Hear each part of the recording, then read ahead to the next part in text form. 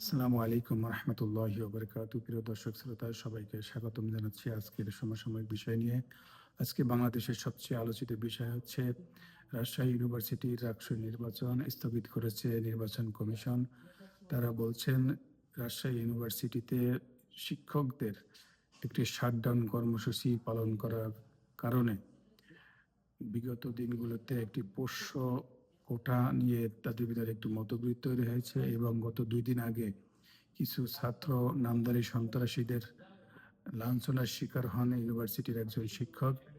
এই ২ কারণে তারা ইউনিভার্সিটিতে শাটডাউন কর্মসূচি পালন করছেন। তারা ক্যাম্পাসের বাইরে অবস্থান করছেন, সকল ক্লাসগুলো বর্জন করেছেন। এ লক্ষ্যে আজকে নির্বাচন কমিশন সাংবাদিক সম্মেলন করে বলেছেন, নির্বাচন বাস্তবায়ন করতে হলে মিনিমাম ৩০০ শিক্ষক প্রয়োজন। নির্বাচনের বিভিন্ন কার্যক্রম বাস্তবায়ন করার জন্য ৩০০ শিক্ষক প্রয়োজন। যেহেতু তারা ক্যাম্পাসে আসতেছেন না, সেহেতু এই নির্বাচন আগামী ঘোষিত ২৫শে সেপ্টেম্বর ২০২৫ সালে করা কোনোভাবেই সম্ভব হচ্ছে না। এই নির্বাচনকে আগামী ১৬ই অক্টোবর পুনর্নির্ধারণ করা হয়েছে।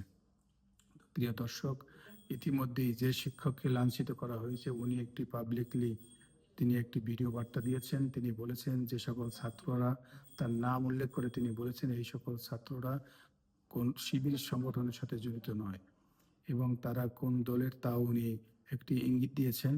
আসলে আমরা বুঝতেছি রাজশাহী ইউনিভার্সিটি নির্বাচনকে কারা বানচাল করার ষড়যন্ত্র করছেন, কি কারণে করছেন সব আজকে মানুষের কাছে স্পষ্ট।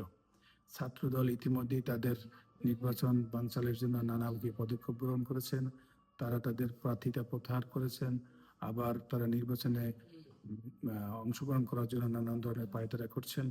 তো এই সকল কারণে আসলে যেটা সবচেয়ে বেশি গুরুত্বপূর্ণ তা হচ্ছে মানুষের কাছে আজ স্পষ্ট কারা নির্বাচনকে বানচাল করতে চায়, কি কারণে রাকসু নির্বাচন হতে দেওয়া হচ্ছে না, তাও মানুষ বা ছাত্র যারা আছে তারা আজকে অবগত।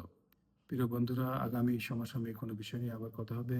সবাই ভালো থাকবেন। আসসালামু আলাইকুম ওয়া রাহমাতুল্লাহি ওয়া বারাকাতুহু।